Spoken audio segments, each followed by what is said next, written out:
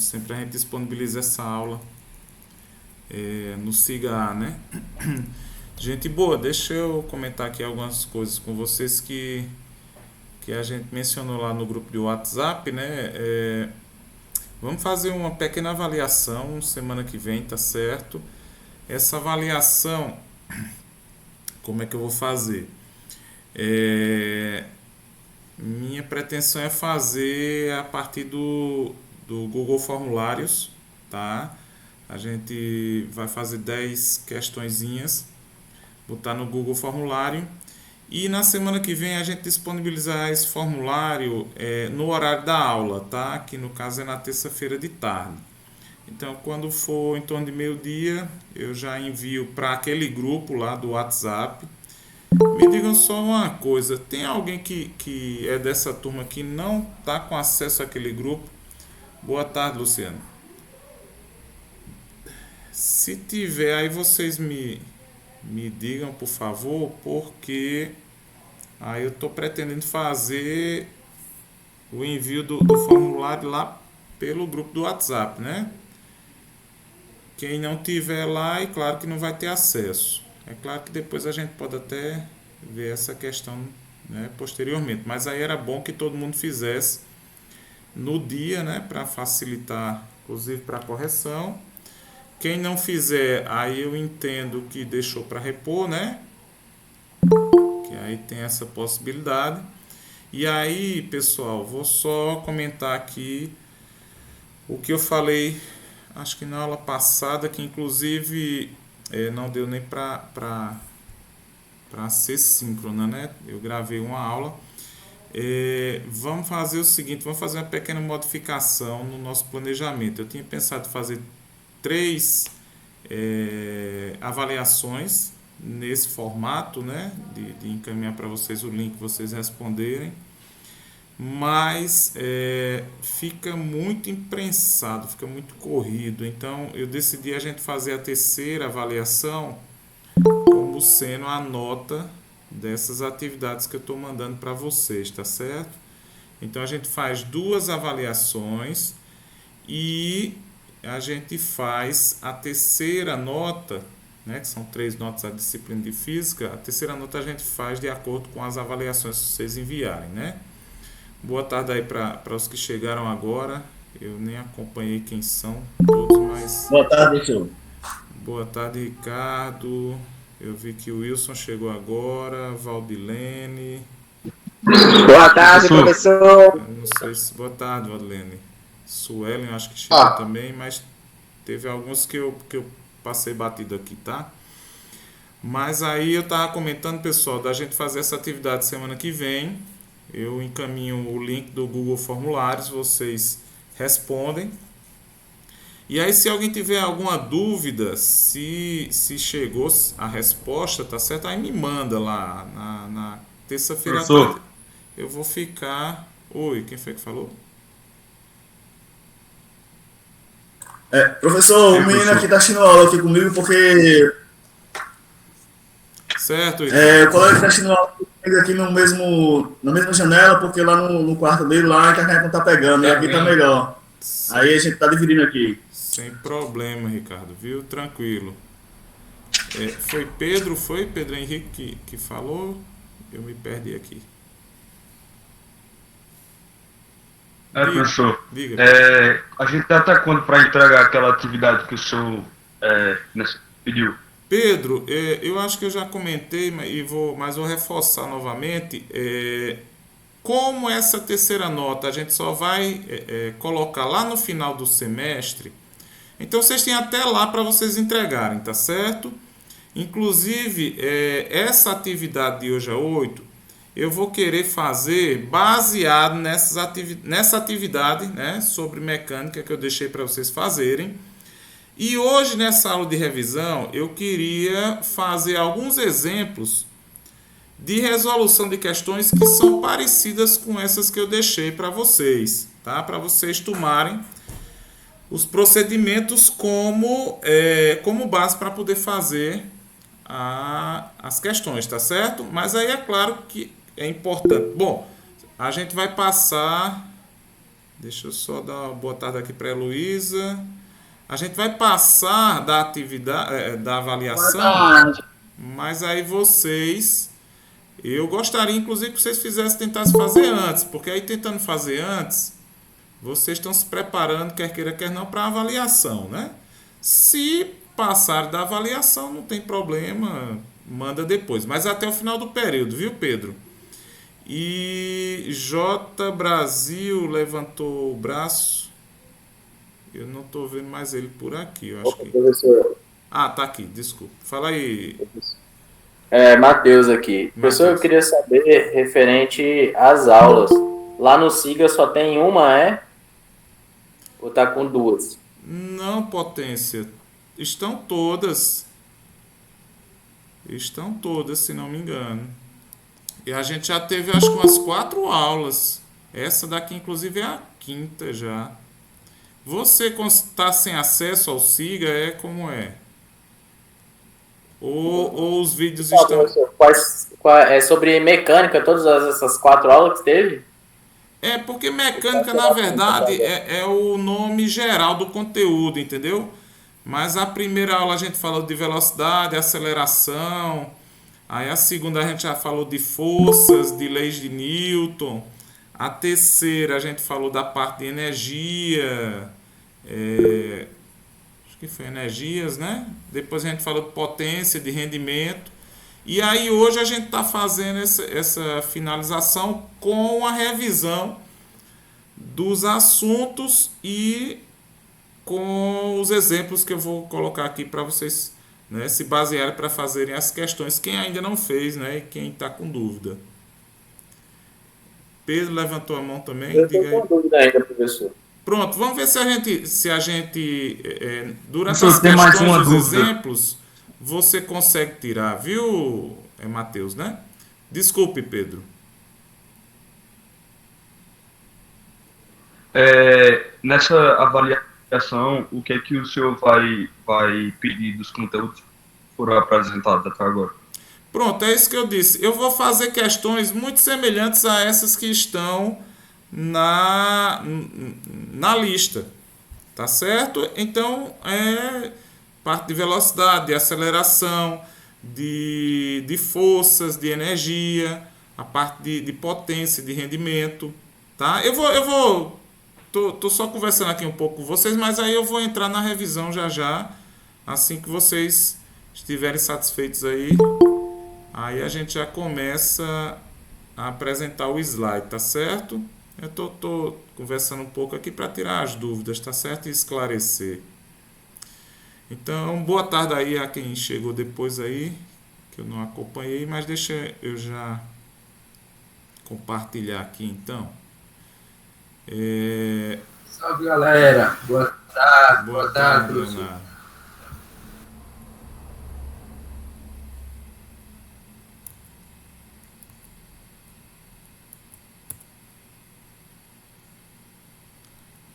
Pronto. Então, como eu falei rapidamente, a gente vai fazer uma revisão aqui sobre o que, por cima, né? Claro, eu não vou detalhar o que já está detalhado lá nas aulas, mas o tema geral, pessoal, é mecânica, tá certo? Mecânica que entra toda a parte de movimento, velocidade, aceleração, força, trabalho, energias, né? Inclusive a parte de energia mecânica, a parte de potência e rendimento, enfim.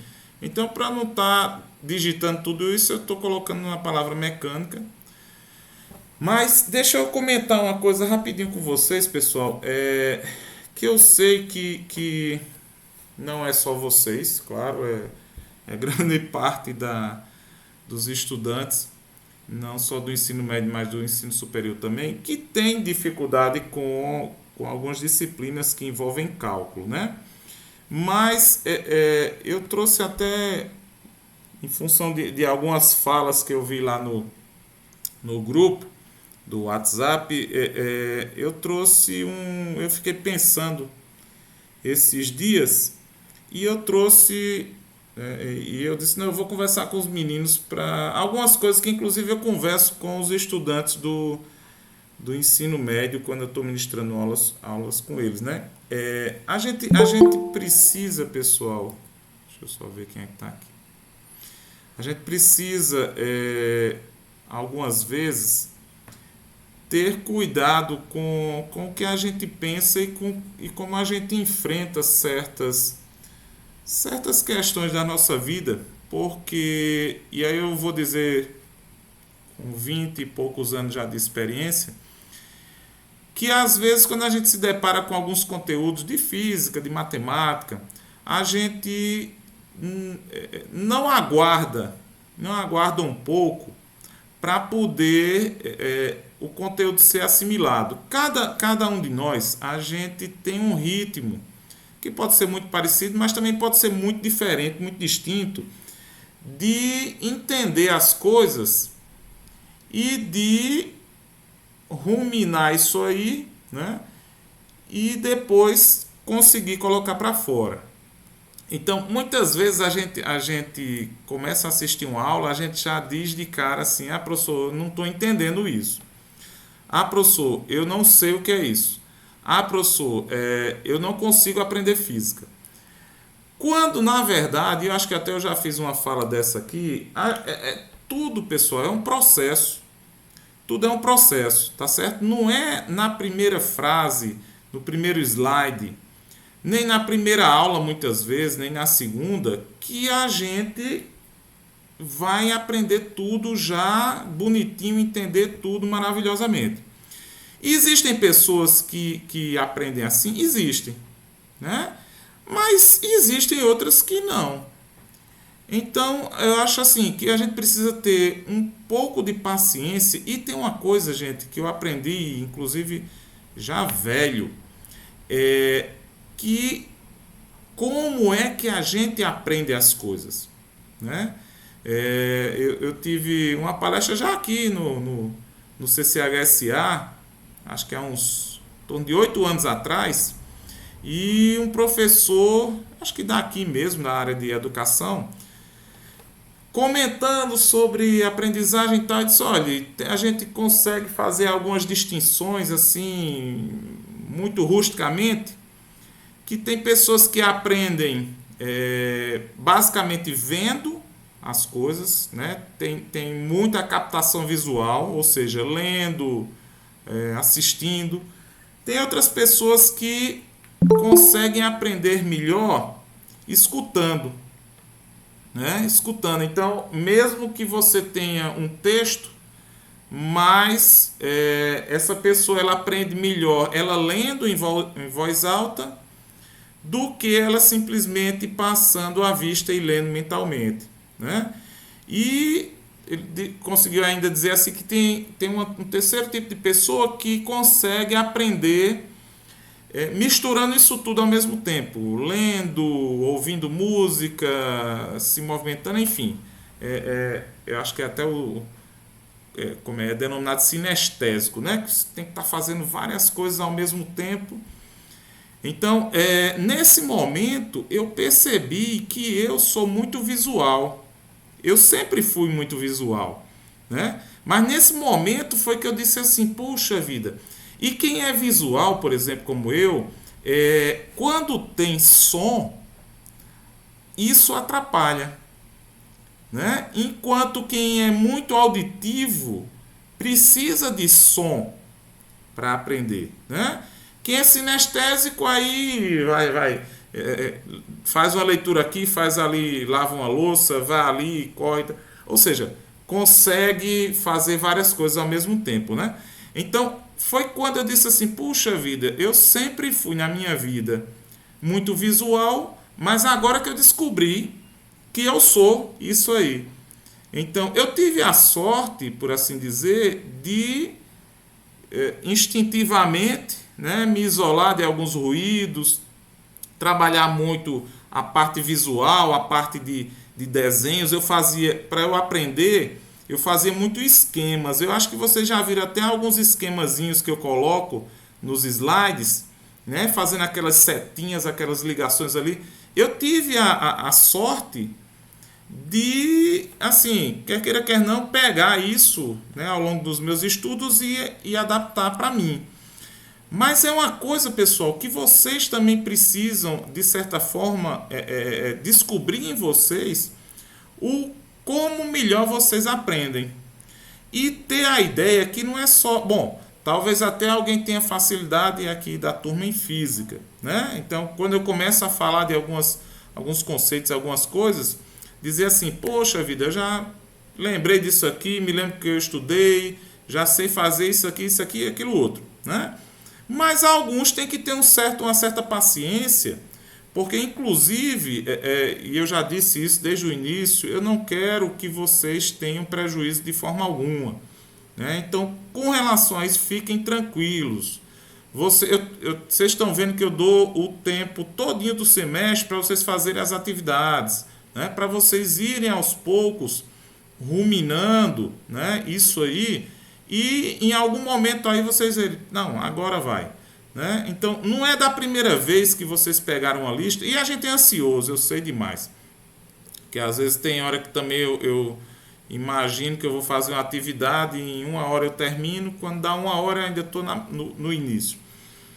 Mas assim, as coisas só vão com esforço, né?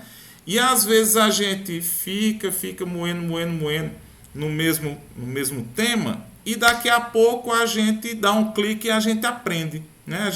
A gente consegue fazer conexões, e essas conexões começam a fazer sentido. Então, a partir daí, né, a gente começa a aplicar isso aí e ver como é que a coisa funciona.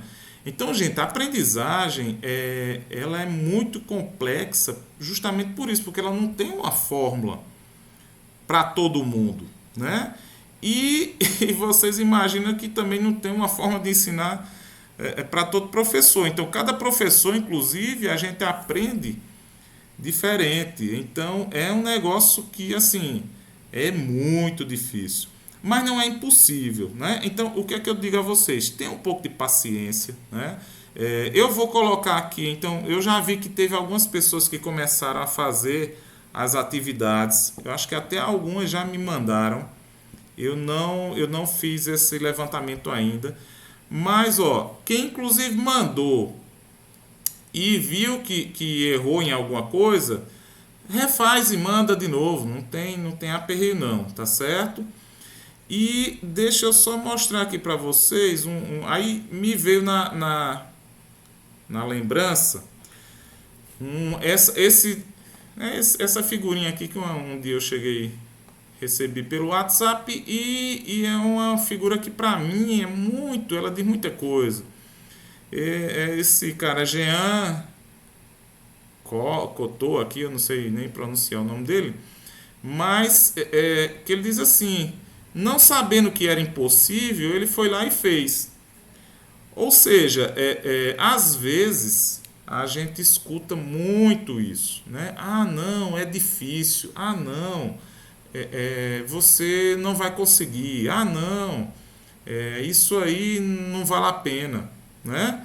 Então, muitas vezes a gente escuta isso das outras pessoas, e inclusive, é isso que eu estou dizendo, inclusive às vezes a gente acredita até tanto que a gente nem se propõe a fazer, né?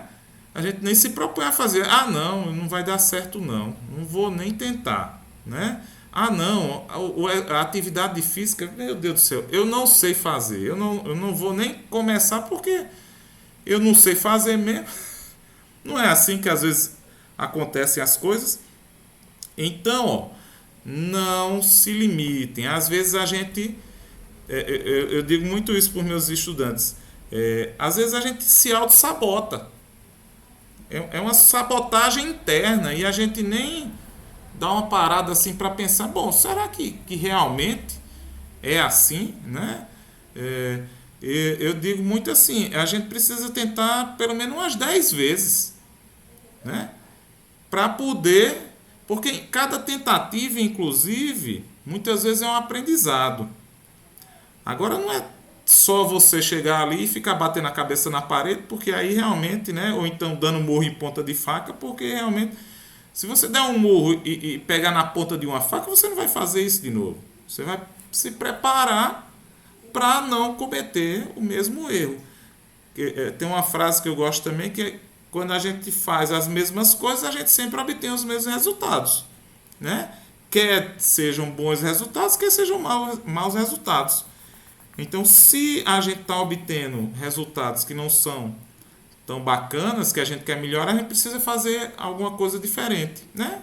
Por menor que seja o desvio, mas às vezes esse pequeno desviozinho a gente consegue, né, fazer coisas bem diferentes aí, tá certo? Então deixo essa mensagem aí para vocês. Pessoal, se alguém tiver levantando a mãozinha para falar, eu não estou conseguindo ver, tá certo? Então diga aí: oi, professor, tal, fulano, certo? Professor, Oi. eu queria perguntar uma coisa, porque eu Diga. tenho muita dificuldade na questão das contas de física, juntando com esse negócio do trator, como é que fala? Física de ciências agrárias, né? Fala? Pode E ser. eu tenho muita dificuldade, porque eu já não sei de física, na verdade, né? Então Pronto, isso já piora. E aí, o que acontece? Eu queria saber se o senhor vai passar alguns exemplos, porque eu tenho uma facilidade de aprender as contas vendo outras, assim, sabe? Pronto. Não Como é que é sei. o nome que eu não estou conseguindo ver? É Renata. Pronto, Renata. É exatamente o que eu vou fazer agora, tá certo? Porque a gente tem 12 questões naquela lista e eu vou dar 12 exemplos nessa aula inclusive o enunciado é o mesmo, na maioria das vezes. Eu só estou mudando os valores, tá certo? Certo, professor? Pronto, então é isso que a gente vai fazer. Antes de entrar nesses exemplos, eu vou falar aqui genericamente e bem rapidamente, né? Mecânica, que é esse assunto que a gente está desde o início até agora trabalhando, né? É uma grande área da física que concentra parte do estudo dos movimentos, repouso dos corpos, estejam estes ou não sob a ação de forças. Na verdade, é muito difícil você não ter um corpo sob a ação de uma força, principalmente se ele estiver na Terra, né? A mecânica divide-se em cinemática, dinâmica e estática, isso não interessa. Forças aplicadas a objetos resultam em deslocamentos ou mudanças na posição de um objeto em relação ao seu ambiente. Então, as grandezas que a gente já estudou aqui. Pode deixar aí.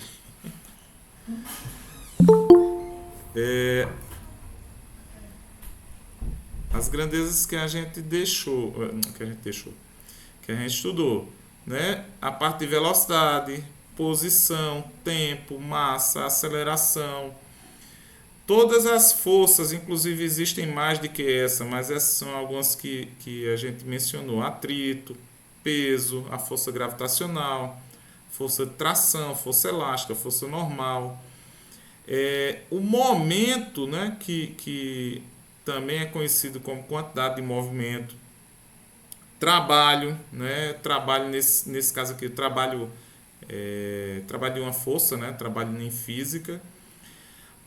Todas as energias, né, cinética, potencial gravitacional, potencial elástica, energia mecânica, né, a parte de potência e rendimento. Então, isso tudo foi o que nós falamos rapidamente em todas essas aulas que nós tivemos aí até o momento. Então, aquilo que eu mencionei, às vezes é importante a gente teve várias aulas e a gente precisa condensar isso em conhecimentos um pouco mais resumidos, né? Então, por exemplo, eu gosto de fazer muito isso, né? Velocidade é uma das grandezas, né, que a gente mede em metros por segundo ou quilômetro por hora. Eita, tem um passarinho aí, Pia.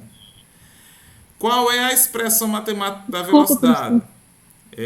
Velocidade média, que a gente definiu como a variação da posição dividido pelo tempo, ou a velocidade instantânea, que aí entra a ideia de limite, né, e de derivada, mas que, como eu mencionei, a gente não vai trabalhar, né, nesse nível matemático aqui nessa disciplina.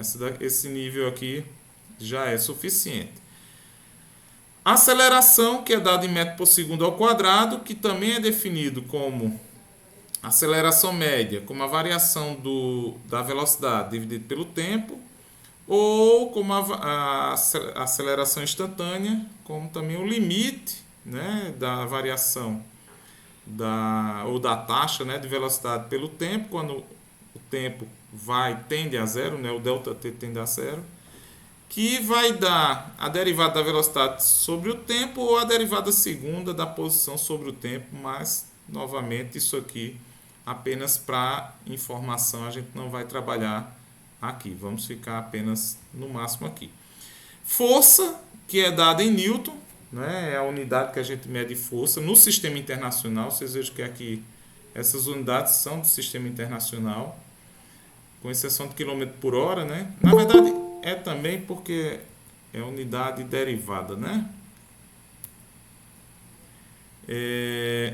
Sim, aí a força é definida como a derivada do momento, né? O momento, na verdade, é a massa vezes a velocidade, então a derivada do momento é em relação ao tempo.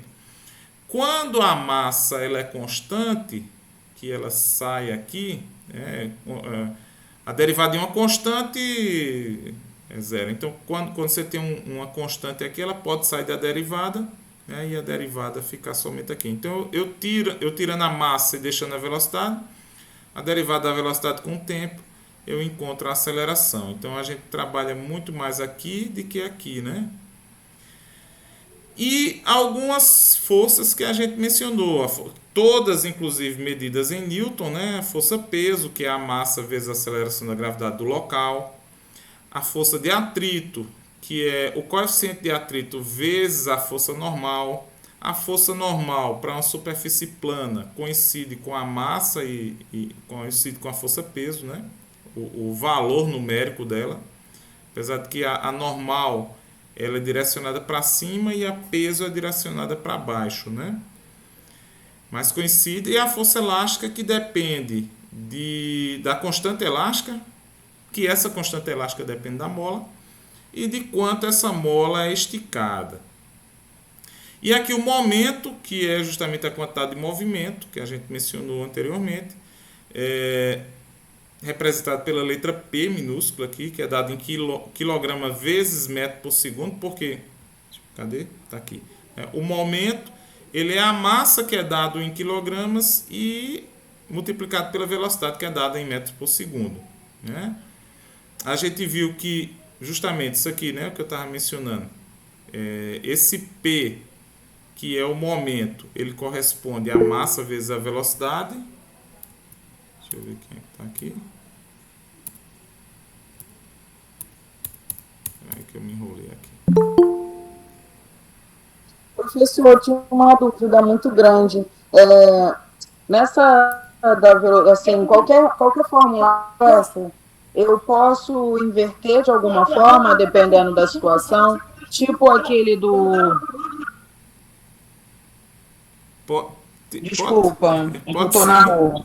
Então, eu posso inverter dependendo da situação, como nas questões tem uma questão que dá o quilômetro por hora, dá o tempo em que o objeto percorreu, e aí eu vou ter que encontrar a velocidade, né? Então, eu imaginei que deveria inverter a fórmula de algum jeito. Isso também pode acontecer? Pode, não só pode, como sempre acontece. Eu acho que é a Heloísa, né, que está falando. Não só pode, como geralmente acontece, Heloísa. Porque, assim, por exemplo, essas fórmulas todas que aparecem aqui, por exemplo, essa daqui, né, o momento é igual a massa vezes a velocidade. Então, se você tem o valor da massa e da velocidade, você multiplica diretamente, você encontra o valor do momento. Mas, numa grande parte das questões, você vai encontrar, por exemplo, a velocidade, ou então a massa, e você tem as outras duas grandezas. Então, é exatamente isso que você está dizendo. Eu acho que é uma questão lá do Rio, você calcular o tempo, sei lá, não me lembro não, mas eu vou fazer alguns exemplos. Então, se você tiver a velocidade e a distância, né? Então você pode pegar esse tempo, jogar para o primeiro membro, pegar essa velocidade, jogar para o segundo. Tem só que obedecer, por exemplo, aqui, né? Força é igual a massa vezes a aceleração. Se eu for jogar, né? Se eu quero saber qual é a massa e eu tenho o valor da força e da aceleração, você pega a aceleração, joga para o outro membro. Só que tem que tomar cuidado seguinte: se a aceleração está multiplicando aqui, aí ela passa dividindo. Então vai ser força dividido pela aceleração que você vai encontrar a massa, né? E aqui, se o ΔT ele está dividindo, quando ele vem multiplicando. Então, quando você joga para o outro membro, ele sempre vai com a operação contrária. Se por acaso você tiver alguma soma... Era isso que eu queria. Isso. Se tiver alguma soma, ele vai subtraindo. Se tiver subtraindo, ele muda, mas somando. Então, tem que ir com a operação contrária, tá certo? Eu vou dar alguns exemplos aqui, você vai ver. Então, aquilo que eu estava mencionando lá da força, né? Se essa massa ela é constante, ela cai fora aqui e eu vou ficar com isso aqui, né? Ela sai, ó, da derivada. E a derivada da velocidade por ΔT, só um instante, gente boa. Ó. Derivada da velocidade por ΔT é a aceleração, aí vem para cá, né? Aí daqui a gente encontra que a força é igual a massa vezes a aceleração. Diga aí, potência. Em exemplos como, por exemplo, força, que é dado em newtons, pode ser tanto F, que é igual a dP sobre dt, ou F, que é igual a m vezes a. Pode ser qualquer um dos dois? Pode, só que assim, acho que é Pedro, né? Pedro, depende do que vem na questão, tá certo? Então, se, por exemplo, ele lhe desse o momento, né? A expressão do momento, sei lá, 3 vezes a velocidade mais 2, uma expressão assim, e pedisse para você encontrar a força, né? Então, aí sim, aí você jogaria aqui e faria uma derivada daquela expressão em função do tempo, né? Mas se ao invés disso ele lhe der a massa e a aceleração e pedir a força, aí você não vai usar isso aqui, você vai usar já essa daqui, entendeu? Então, qual é? Você pode usar essa. Então ele pode tanto me dar... Depende muito do que já vem na questão, certo? Então, na questão da força, ele pode tanto me dar um momento e o tempo, quanto a massa e a aceleração, né? Pode sim, tá certo? Aí, quando você vir lá na questão quais são as grandezas que você tem, é que você vai escolher qual é a melhor expressão para você utilizar, tá certo? Mas e se ele me der o momento e me der a aceleração? Tem como isso ou não? Aí, bom, nesse caso aqui, só vindo o momento, você faz a derivada do momento, tá certo? Não precisa vir o tempo, não. Agora, se vier, sei lá, deixa eu pegar aqui, por exemplo, ele quer que você calcule a aceleração. E ele só lhe dá o ΔT, aí não tem, né? Porque vocês conseguem até perceber aqui, gente, que geralmente uma grandeza ela é definida a partir da relação entre duas, né? Aqui, ó, duas, né? Duas aqui também. Então, para você encontrar um valor, você precisa no mínimo 2. Então, mas se ele só lhe der 1, aí não tem. Aí não tem, tá certo? Se ele quer encontrar a força e ele só lhe dá a aceleração, né? Ou então só lhe dá a massa, aí não tem. E não tem quando você, assim, se ele disser assim, me dê qual é a força, peso, né? Para uma aceleração de 10 metros por segundo. Aí você pode escrever m vezes 10. Porque para qualquer massa que vier, você vai pegar essa massa e multiplicar por 10. Você pode deixar assim em aberto, tá certo? Isso às vezes acontece em algumas questões. Você não vai ter um valor final, mas você vai ter uma expressão, né? Alguma coisa x, alguma coisa m, alguma coisa, né, k, enfim. Você pode ter sim algumas questões, mas geralmente são questões mais avançadas em que você não tem uma resposta só, mas você tem uma expressão como resposta, tá? Então, ó, isso aqui tudo a gente falou nas nossas aulas. Com relação a... Professor, licença. Diga. Só de ignorância mesmo, porque eu não paguei ainda a disciplina de matemática. O que seria uma derivada? A derivada, ela é uma relação, geralmente é para funções, tá certo? X ao quadrado mais 2x mais 8, por exemplo, você tem uma função. E a derivada, ela, quando você aplica a derivada na função, você baixa o grau da função. Então, esse x ao quadrado vai se transformar em x elevado a 1. Esse 2x vai se transformar em... aliás, o x ao quadrado vai se transformar em 2x, ou seja, passou de x ao quadrado para x, caiu um grau, né? O 2x vai se transformar em 2. E o que for constante, a derivada de uma constante ela é zero. Então ela anula. Então você vai transformar uma função em uma outra função de 1 grau menor. E você pode inclusive ficar aplicando essa derivada nas funções até ela transformar-se em uma constante ou em zerar, tá certo? Você pode aplicar várias vezes. Então as definições inclusive iniciais, tá certo? Desculpa, professor, só para eu entender. No caso, seria uma diminuição do expoente. Isso. Como se fosse uma simplificação. Isso. Não necessariamente uma subtração, porque ele tem um procedimentozinho mais específico para você fazer isso, tá certo? Mas é você pegar uma função e descer ela 1 grau. Descer ela 1 grau, mais grosseiramente falando, descer ela 1 grau, porque porque o grau da função ela é definido pelo o maior expoente, certo?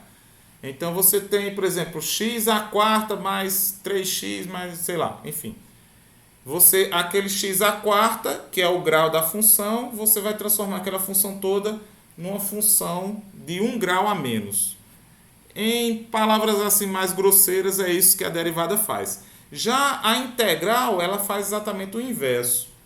Ela é o contrário da derivada. Ela pega uma função e ela joga 1 grau mais para cima, tá certo? Agora tem algumas regrinhas para você fazer isso. Então, não é com subtração necessariamente, nem com soma.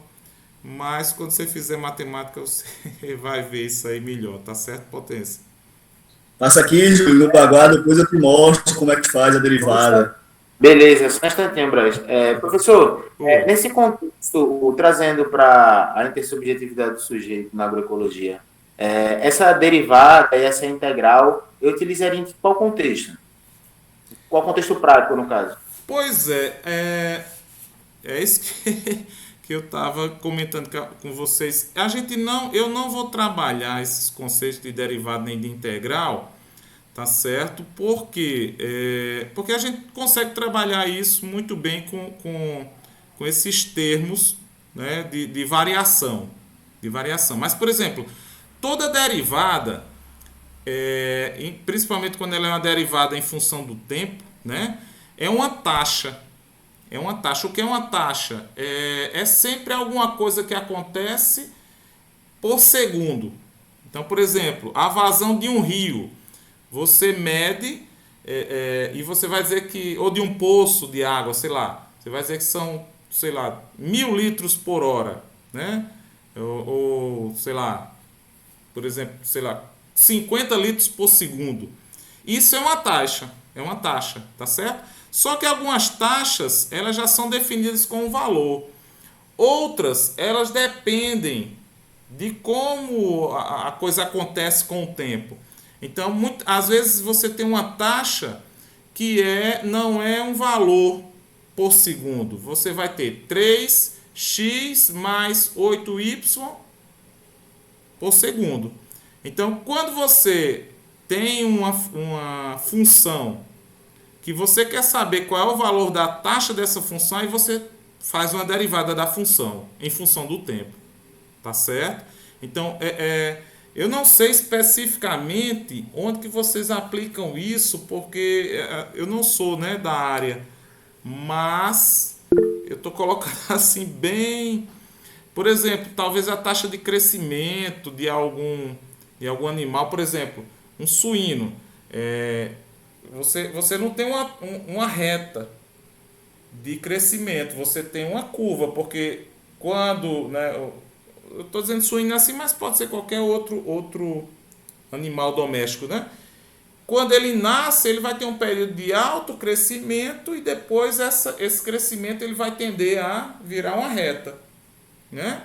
Então, o crescimento dele não é uma reta subindo sempre, ele não vai crescer indefinidamente, mas é uma coisa meio curva assim, que aí você pode ter uma taxa de crescimento que é uma equação do segundo grau, certo? E aí, quando você tem essas equações, você quer um determinado valor de tempo para você calcula a partir de uma derivada, a partir de uma integral. Depende muito do que a gente está avaliando. Então, talvez vocês tenham até mais expressões, né, matemáticas ligadas diretamente a crescimento de planta, a insolação, porque tanto a derivada, né, e principalmente a derivada, como a integral, na verdade, é o inverso da derivada.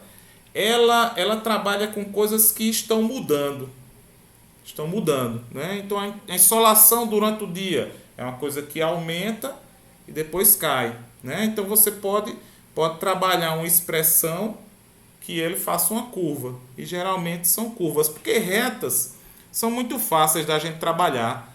A gente só precisa saber de um ponto inicial e de um ponto final, a gente acha rapidinho. O complicado é quando esses comportamentos, né, eles são curvos. Então, as derivadas integrais, elas ajudam ou não para a gente encontrar certos valores nas curvas, tá? E as curvas, claro que elas vão ter, ou vai ser uma expressão de segundo grau ou de terceiro grau, tá certo? E aí a gente consegue fazer esses cálculos.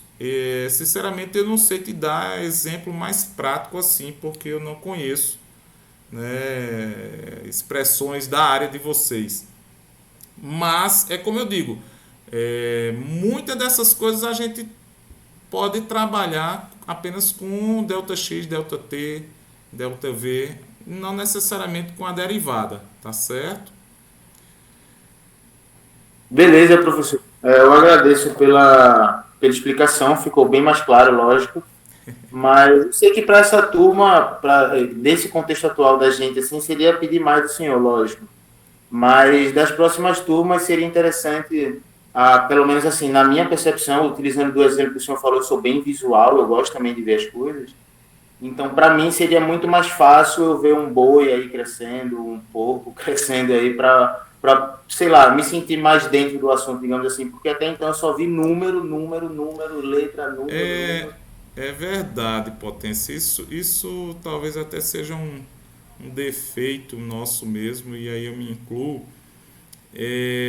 da questão de a gente mostrar muito em números e talvez em pouco em gráficos, né? E até às vezes, como você disse aí, uma animação do boi crescendo, do suíno crescendo. E isso é um ponto interessante. Eu até agradeço a sua observação, porque é nessa mediação que a gente vai melhorando também, né? Mas beleza, obrigado aí pela sugestão. Estou vendo aqui Ricardo com a mão levantada. Diga aí, Potência. Professor, porque eu só ia assim, complementar o que o senhor falou, né? Porque eu já paguei a disciplina de matemática e o professor falou justamente isso. A parte de, como é que se diz, de derivada, a gente pode usar ela em qualquer parte da agroecologia, como o senhor já falou, né? Desde taxa de crescimento de planta, a taxa de desenvolvimento de um animal, a taxa de crescimento de micro-organismo, a taxa de produtividade de determinado cultivo ou de determinado animal, né? Você pode usar ela em várias áreas, né, da agroecologia. A taxa de, por exemplo, de você determinar preço de mercadoria, né, a derivada ela vai entrar nisso. A parte de integral, o professor mostrou para a gente que a gente pode utilizar muito lá na parte de área, de medição de área, né? Porque é justamente isso que a integral trabalha mais, com a questão de área, né? De Áreas irregulares. isso, áreas irregulares, como você medir, como você fazer o cálculo, né? Então, assim, para quem não pagou matemática, realmente, quando você fala de derivada, de integral, né, soa estranho. Mas, assim, você só vai aprender mesmo quando você pagar a disciplina de matemática, né? Não só pagar e estudar, né, a disciplina, porque senão vai ficar um pouco complicado para você entender. Mas é basicamente isso, como o senhor falou, né? A gente usa mais para medir as taxas, taxa de variação, taxa de preço, taxa de produtividade, de crescimento, de desenvolvimento, seja de qual for, né, assim, que a gente possa estar mensurando dentro da nossa área. Obrigado, Ricardo. É verdade, a parte integral se relaciona muito com a somatória de Tem a áreas. questão da diminuição também. Eita, Pedro, tá bem baixinho, rapaz. Não tô entendendo. Repete aí. Tem a questão da administração também. Da administração, né? Beleza, Pedro. Heloísa, Com relação a essa derivada, eu vi uma questão que eu até pensei que fosse se aplicar, mas logo no início o senhor falou que a gente não vai usar a derivada. Aquela questão dos tratores não aplica, assim, não seria uma aplicação dessa derivada? não, Heloísa, eu fiz questão de não colocar, tá certo? E até porque acho que na primeira aula a gente viu que tinha algumas pessoas que já tinham feito e outras que não fizeram a disciplina de matemática. Então por isso que eu optei por não utilizar, entendeu? Porque aí quem não viu ainda, que é o caso, acho de Matheus, né? Aí aí é que ia detestar a matemática e a física mesmo, tá certo? Tá certo. Gente, deixa eu continuar aqui. Então, ó, essa imagem eu até coloquei lá quando a gente falou de lei, das leis de Newton, né? É isso um pouco que eu mencionei com vocês quando eu digo da questão de visualizar, né? E de a gente fazer essas relações, né? Para entender que as coisas, às vezes, de certa forma, estão interligadas, enfim.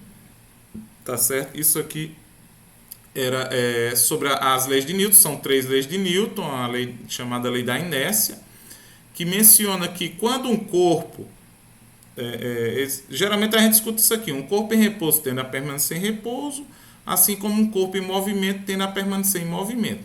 Na verdade, o que a lei da inércia diz é o seguinte, que quando um corpo ele está em movimento, né? Em movimento com velocidade constante, ele tende a permanecer com aquela velocidade. Então, na verdade, a velocidade constante ela pode ser de 70 km por hora, ela pode ser de 10 metros por segundo e ela pode ser de zero. Então, por isso que ele diz que um corpo em repouso, quando está com zero, tende a permanecer, né? Essa lei é complementada pela segunda, que diz o seguinte, que para mudar a velocidade de um corpo, tá, você precisa aplicar uma força. E essa força, que a gente conhece que é F, que é igual a massa vezes a aceleração, a segunda lei diz que a força, ela depende de duas coisas. Depende de qual é a massa do corpo e depende também de quanto que você quer mudar a velocidade. Então, se você quer mudar pouco a velocidade, de 70 para 80 km, então você aplica uma força específica, dependendo da massa desse carro. Mas se você quer mudar de 70 para 100, a aceleração é justamente, se vocês lembram bem que eu falei, a aceleração é a mudança da velocidade. Então, quando um corpo está acelerando, ele está mudando sua velocidade. Então, se a velocidade que você quer mudar é de 70 para 100, você já vai ter outra aceleração, que é maior. Então, você vai precisar de uma força maior, né? Então, ele dá aqui um exemplo bem rapidinho, né? Encontrar a aceleração quando você tem uma força aplicada de 500 newtons a um corpo de 250 kg. Aí vem a Heloísa, né? Aquela história, você tem a força e você tem a aceleração. Como é que encontra a massa? Então isola, ou melhor, força e a massa. Como é que encontra a aceleração? Então você passa essa massa aqui que está multiplicando, passa dividindo. a força. E aí você divide a 500 newtons por 250 kg, você encontra uma aceleração de 2 metros por segundo ao quadrado. E a terceira lei, que resumidamente a gente chama de ação e reação, ela diz: se o corpo A aplica uma força sobre o corpo B, esse corpo B receberá deste uma força de mesma intensidade, mesma direção, mais o sentido contrário. Então ele diz aqui, ele dá o exemplo da raquete. A raquete, né, dá uma pancada na bola com uma força de 2 newtons. A bola também, nesse mesmo momento, né, aplica uma força de 2 newtons à raquete. Né? Então, só que essas forças são contrárias, é tanto que a bola tende a ir para frente e a raquete tende a ir para trás. Né? Isso também se aplica a disparos, por exemplo, de canhão. Né? Então, no disparo, a bala vai para frente, o canhão recua, a espingarda vai para trás enquanto a bala vai para frente, enfim. Né? Só que os sentidos são contrários. Enquanto um vai para frente, outro vai para trás. Enquanto um vai para cima, outro vai para baixo. Né? E assim por diante. Mas a intensidade é a mesma. E outra que essas forças são aplicadas em corpos diferentes. Isso aí também é importante dizer. Eita, e aqui bagunçou geral, então deixa eu já ir ao... Ô, professor, Oi. o senhor aí nessa aula vai passar pelo menos resolver algum exercício como exemplo para a gente se basear mais? Vou, Potência. Eu tô só lembrando aqui do que a gente falou, aí eu já, próximo slide eu acho que já é um exemplo, tá certo? Bom, tá certo. Então a gente... Mais. Tá, beleza. Então a gente falou de trabalho que tem a mesma unidade de medida de energia, né? Porque eles inclusive se comunicam, trabalho e energia, mas trabalho em física ele é definido como a força multiplicado pelo deslocamento. Então, quando você aplica uma força em um corpo e esse corpo se desloca, você está produzindo um trabalho. Se essa força for na mesma direção do deslocamento, esse ângulo aqui é 0 e o cosseno é 1.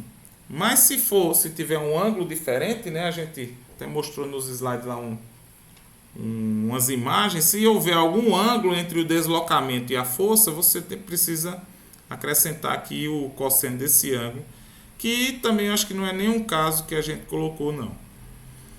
E tem outra expressão do trabalho que a gente relaciona o trabalho com a energia cinética. Né? O que é a energia cinética? A gente diz que a energia cinética é a energia relacionada diretamente ao movimento de um corpo. Então, a energia cinética ela depende da velocidade de um corpo.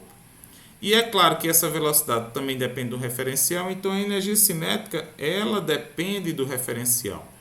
Na grandíssima maioria das vezes, a gente toma o chão, o solo, né, a estrada, como nosso referencial para a gente medir a velocidade de um automóvel e dizer que ele está, por exemplo, a 100 km por hora. Né? Então, em relação ao chão.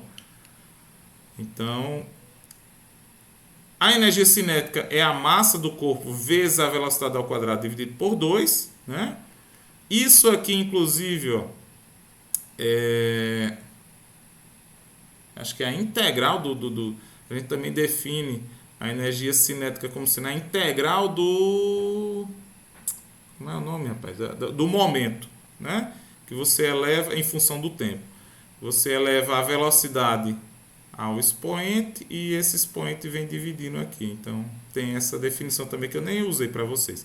Mas o trabalho a gente define como a variação da energia cinética. Então, se vocês virem isso aqui, ó, esse termo, compararem com esse, e esse termo daqui também, vocês vão ver que essa energia aqui, cinética, esse F é de final, menos a energia cinética inicial. Então, variação de energia cinética, variação de qualquer coisa, inclusive, né? É a coisa final menos o valor da coisa inicial. Então, o trabalho é igual à variação da energia cinética, que pode ser dado pela massa vezes a velocidade final ao quadrado dividido por 2, menos a massa vezes a velocidade inicial ao quadrado dividido por 2. Então, ó, eu não me lembro quem era que estava com... acho que era Henrique, né? Henrique, eu vou calcular o trabalho por aqui ou por aqui? Aí volto novamente a dizer, se na questão for dada a força e o deslocamento, você usa isso aqui. Se for dada a massa e as velocidades, aí você usa aqui, tá certo? Então depende muito da questão. A energia, como eu já mencionei, a energia cinética é a energia de movimento, depende da velocidade. Então, se em um determinado referencial a velocidade for zero, a energia cinética é zero. A potencial gravitacional, ela depende da altura que o corpo se encontra também de um determinado referencial, que geralmente também é o solo, né? Então, geralmente a gente mede a altura considerando o solo. Então, eu tenho essa altura aqui, né? A aceleração da gravidade local e a massa do corpo. Então, é como a gente define a energia potencial gravitacional. Tem umas questões, gente, por exemplo, que eu falo, acho que são as últimas, de bombeamento de água, alguma coisa desse tipo, né? Uma bomba faz o bombeamento de água. Como é que eu calculo qual é a energia necessária para levar, por exemplo, 1.000 litros de água a, sei lá, 5 metros de altura? Por aqui, tá certo? Eu considero a aceleração da gravidade como 10, geralmente. Se a gente usar um valor de 10 metros por segundo ao quadrado, a gente tem poucos erros, né? A altura e a massa. Eu vou encontrar qual é a energia que eu preciso aplicar em uma bomba para levar essa água, tá certo? Energia potencial elástica, que a gente colocou aqui, mas inclusive eu acho que eu nem coloquei nenhuma questão relacionada, né? Mas ela também tem relação lá com a força elástica, que é K vezes x ao quadrado dividido por 2, tá certo? E a energia mecânica que nós mencionamos, a energia mecânica, gente, é a soma de todas essas três energias aqui. A cinética, mais a potencial gravitacional, mais a potencial elástica. Oi. Professor, esse K da potencial elétrico elástica seria o quê? É uma constante elástica. Ela depende da mola. Então, toda questão vai vir o valor da constante elástica ou então vai ser para calcular ela. Tá certo? É uma constante. Ela depende muito do material que é feito da mola, vai depender do formato também da mola. Então, é uma constante específica para aquela mola, tá certo? E ela sempre vem, na grande maioria das vezes, vem dada na questão. Obrigado, Luiz. Beleza, professor, valeu. Então, a energia mecânica é a soma dessas três energias. E aqui eu só tenho as especificações, né? Energia cinética, a energia potencial gravitacional e a energia potencial elástica, quando houver, né? Quando houver. Eu acho que até nas questões também eu não coloquei nenhuma dessas aqui não. Mas vamos lá. Ainda mencionamos a potência, que é dada em watts, né? A potência corresponde ao trabalho realizado dividido pelo tempo ou a energia consumida dividido pelo tempo, né? E o rendimento de um determinado motor, de uma determinada máquina, tem a ver, né, com a relação entre a potência que se utilizou, a potência útil, que é justamente a quantidade de energia que eu deveria gastar para realizar um trabalho e, na verdade, a potência real. Porque o que é que acontece, pessoal? Nenhuma máquina que a gente conhece, ela tem um rendimento de 100%, certo? Então, o que é que acontece? Ela sempre gasta energia a mais para poder realizar o trabalho. Então, por exemplo, quanto de energia eu precisaria para pegar 1.000 litros d'água e elevar para uma caixa de 5 metros de altura? 1.000 vezes 5 dá 5.000. 5.000 vamos pegar a gravidade como sendo 10. 50.000, no caso aí, joules. 50.000 joules, tá? Mas se eu pego uma bomba para fazer esse bombeamento, eu não vou gastar 50.000 joules. Eu vou gastar mais. Por quê? Porque parte da energia da bomba ela vai se despender em calor, ela vai se despender em ruído, né? Ela vai, ou seja, ela sempre tem um rendimento abaixo de 100%. Então, se ela tem um rendimento de 80%, eu tenho um acréscimo aí de energia gasta. E o rendimento, né, de uma bomba, de um motor, de um equipamento, ele vai ser justamente essa energia que eu, né, calculo que era suficiente, sem nenhuma perda, dividido pela energia realmente que eu utilizei. Então, eu tenho uma bomba, sei lá, de alguns watts, aí eu gasto tanto tempo. Quando aí você tem a potência, tem a energia e tem o tempo. Quando você faz isso aqui, que você calcula a energia, você vai ver, né, que a potência que você utilizou realmente, ela é bem maior do que aquela potência mínima que você precisa, né, a potência útil aqui que ele chama, e a potência real. A potência útil seria justamente o resultado, né, da ação. E a potência real é justamente o que você usou a mais para poder realizar aquela atividade, aquela ação, né? Então, ó, gente, eu estou trazendo aqui 12 exemplos que são muito parecidos com os exemplos que estão lá nas questões. O que é que eu estou fazendo? Mudando os valores, tá certo? Ou seja, o procedimento para vocês encontrarem os resultados é semelhante, só que com os valores lá da lista, tá certo? Então veja, para percorrer 100 metros, um conjunto trator arado gastou 30 e 50 segundos. Aqui é 30 segundos também, tá? 30 segundos e 50 segundos com implemento em posição de transporte, 30 segundos, e em operação, 50 segundos. Calcula a velocidade média do trator. Então, ó, velocidade média é dado a gente dividindo a distância pelo tempo, né? Então a distância é 100 metros e o primeiro tempo é de 30 segundos, o segundo é de 50 segundos. Então, para o conjunto trator arado em posição de transporte, que é quando ele está levantado, né, que não está produzindo um atrito, você vai ter... Aqui eu até simplifiquei, gente, porque eu estou com dificuldade de fazer o desenho de frações, sabe? Nesse PowerPoint. Aí eu botei 2 pontinhos assim. Mas enfim, vai ser a distância dividido pelo tempo. 100 metros dividido por 30. Eu vou ter uma velocidade média aí de 3,33 metros por segundo. Tá? Basta uma ou duas casas decimais aqui. Não sei nem porque é que eu botei duas. E para o conjunto trator arado, a velocidade média vai ser... Oxe, que doidice é essa? Ô, gente, mas isso aqui na verdade vai ser 100 dividido por 50, tá? Eu não sei que danado foi isso aqui. Eu saio copiando e colando aqui de algum canto, mas vai ser a distância dividido por 50, que aqui dá certo, aqui o resultado deu certo, mas aqui está errado.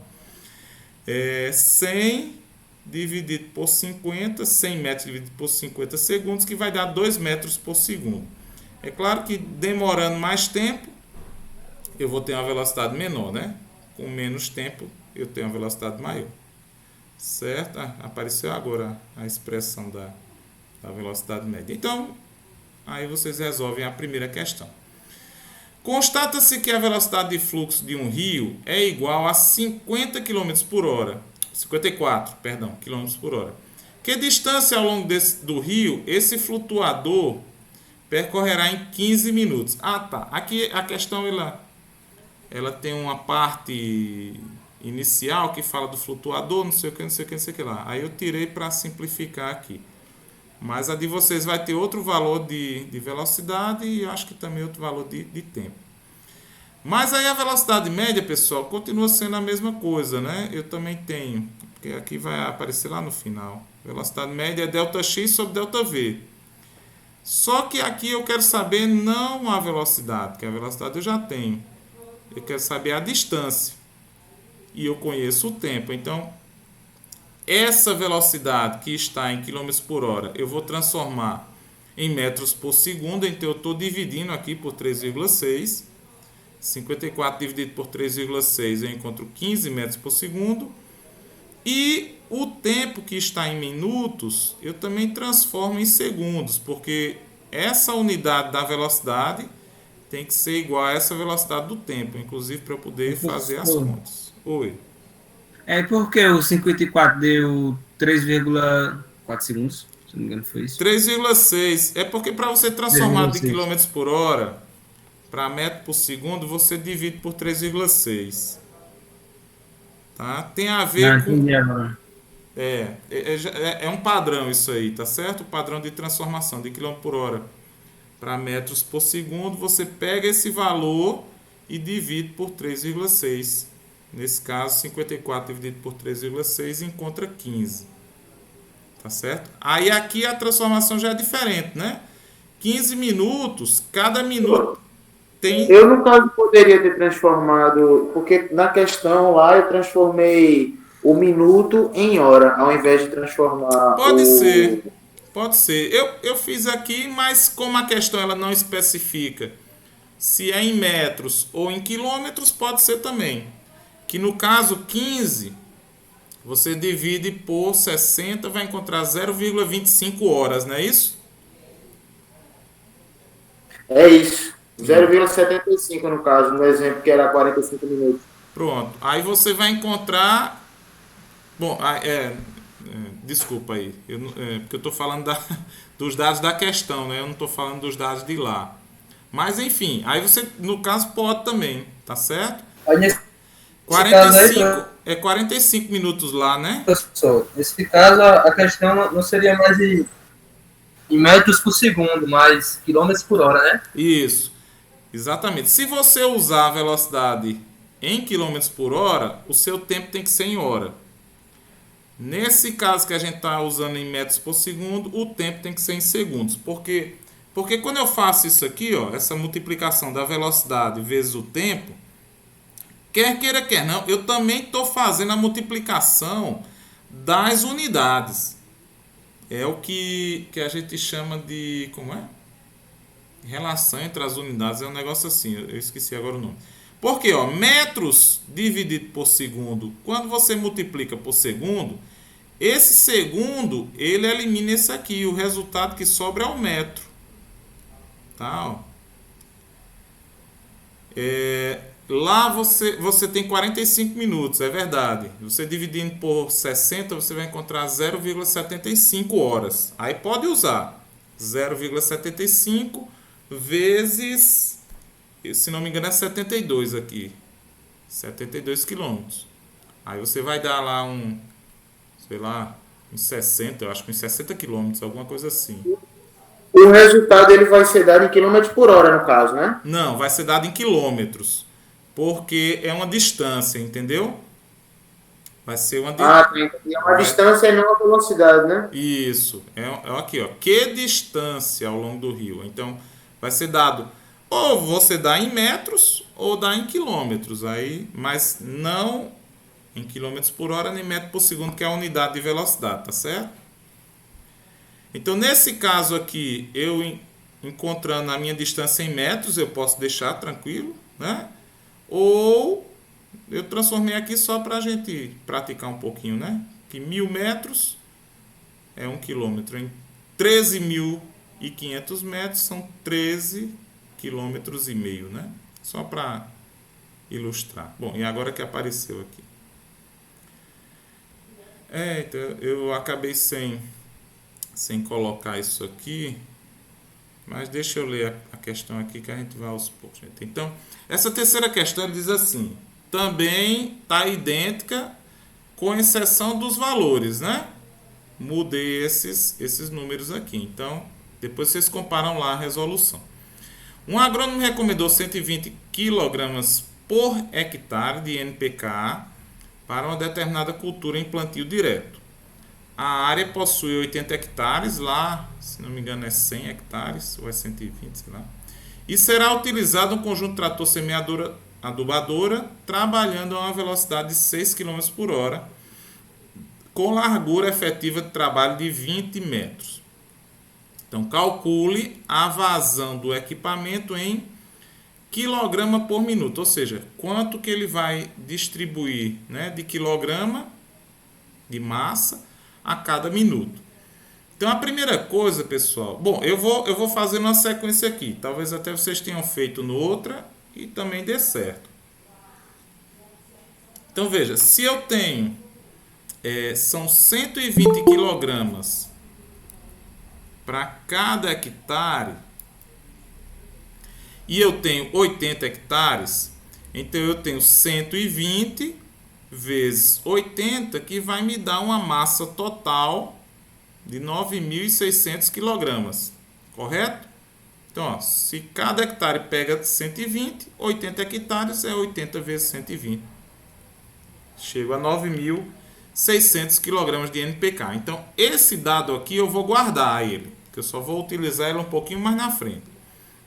A segunda coisa é o seguinte: um hectare, ele corresponde a uma área de 10.000 metros quadrados, né? Na verdade, um hectare é uma área de 100 metros por 100 metros, né? 100 vezes 100 dá 10.000 metros quadrados. Ou seja, se um hectare são 10.000 metros quadrados, 80 hectares me dá uma área de 800.000 metros quadrados. Então, eu pegar 80 e multiplicar por 10.000, certo? Então, acrescenta-se aqui um zero e o 800.000 metros quadrados, beleza? Então, eu já sei qual é a minha área total em metros, né? Em metros quadrados. Bom, quando eu tenho aqui, ó, considerando que a largura do trator é de 20 metros do equipamento, né? 20 metros do equipamento do trator, o que é que acontece? Toda vez que o trator passar, ele vai fazer, né? Vai completar um retângulo que a largura é 20 metros, certo? Então, se eu for pegar essa área todinha de 800.000 metros quadrados e dividir pela largura, qual vai ser o comprimento, né? Ou seja, qual seria o retângulo que o trator teria que passar, né? Qual a distância que ele teria que passar para poder completar essa área de 800.000 metros. Então, o que é que eu faço? Eu pego esses 800.000 metros quadrados e eu divido pela largura, para a gente encontrar a distância que o trator irá percorrer, né? Porque mesmo que ele fique fazendo curvas e complementando, mas se eu pegar cada retângulo desse e colocar um ao lado do outro, eu vou encontrar como se fosse um retângulo muito comprido, mas que a largura é de 20 metros. Então, eu dividindo esses 800.000 metros quadrados por 20, eu vou encontrar a distância de 40.000 metros, que corresponde a 40 quilômetros, né? Bom, 40 quilômetros aqui não tem muito... Não tem sim importância, porque a velocidade é em 6 km por hora. Então, o trator ele tem que andar 40 km, só que a velocidade dele é de 6 km por hora. Então, o que é que acontece? A gente vai encontrar que o tempo, né? O tempo, ΔT, é igual a distância dividido pela velocidade. 40 dividido por 6. Né? 40 aqui dividido por esse 6. Vai me dar um tempo aí em torno de 6,666. Isso aqui, na verdade, vai dar uma dízima periódica, né? Eu coloquei os pontinhos aqui, gente, só porque nessa questão a que vocês vão fazer, não. Mas nessa daqui ela vai dar uma diferençazinha se eu não colocar todos os 6, tá certo? Então, como a questão pede o tempo em minutos, quando é que eu vejo isso? Eu vejo aqui, ó, tantos quilogramas por minuto, né? Então, eu pego esses 6,66666 horas e eu transformo em minuto. Como? Multiplicando por 60. Cada hora, 60 minutos. Então, 6,66666 vezes 60, que dá 400 minutos. Então, dá um valor aqui inteiro, certo? Então, dá 400 minutos. Bom, como é que eu vou encontrar, então, agora a vazão final? Eu preciso distribuir 9.600 quilogramas de NPK e o tempo total que o trator vai fazer isso são 400 minutos. Então, eu divido 9.600, né? A vazão vai corresponder à massa total dividido pelo tempo total. Então, quando eu dividir 9.600 kg por 400 minutos, eu vou encontrar uma vazão aí, média, de 24 kg para cada minuto. Então, ao longo de todo o trajeto aí, o trator vai estar distribuindo a cada minuto 24 kg de MPK nesse terreno, tá certo? Então, ó, vocês vão seguir essa mesma sequência aqui, porém com os valores correspondentes lá à questão da lista, beleza? Essa já é uma questão um pouco mais elaboradinha, né? Essa daqui eu acho que nem tanto. Um agricultor deve transportar um trator percorrendo um caminho de 86 km em 2 horas, no máximo. Considerando que após meia hora de viagem ele percorreu 21,5 km, devemos considerar que está atrasado, adiantado ou em progresso adequado. Mais uma questão sobre deslocamento e velocidade. Como o trator se desloca, já se deslocou, né, 21 km em meia hora, a gente tem uma velocidade média de, no caso eu vou dividir a distância pelo tempo, de 43 km por hora. Né? Como ele precisa andar 86 km em 2 horas, se em cada hora ele anda 43, né? Ele anda 43 na primeira hora, 43 mais 43 na segunda. Em 2 horas a gente vai ter um deslocamento de 43 mais 43, 86. Nesse caso, a gente vai considerar que o trator está se deslocando em progresso adequado, ou seja, ele está cumprindo exatamente, né, o tempo necessário para poder chegar lá em 2 horas. Né? Nem atrasado, nem adiantado. Beleza? Não vai ser a resposta de vocês, tá certo? O progresso na questão lá não vai ser adequado. Mas o procedimento aqui, quando vocês compararem, dá para vocês identificarem se ele está atrasado ou se ele está adiantado. Uma outra questão agora de queda livre, né, de movimento retilíneo uniformemente variado. Uma manga encontra-se no alto de uma mangueira, quando é solta inicia sua queda a partir do repouso. Ela demora 1,30 segundos para tocar o solo e não é atrapalhada por nada durante a queda. Supondo desprezível a resistência do ar e adotando a aceleração da gravidade como 10 metros por segundo ao quadrado, determina a velocidade com que ela chega ao solo. Bom, eu vou pegar aqui a expressão de queda livre, tá certo? Que é y, que representa a altura, tá certo?